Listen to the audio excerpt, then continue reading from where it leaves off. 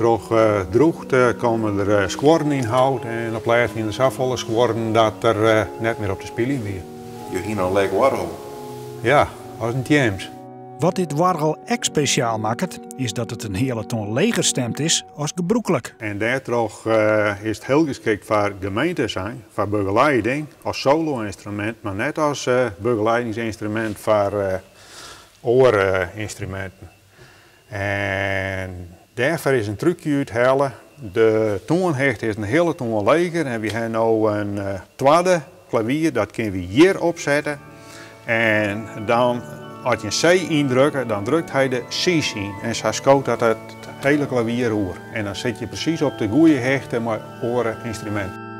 En daardoor is het opknapte wargel nog volle breder in te zetten.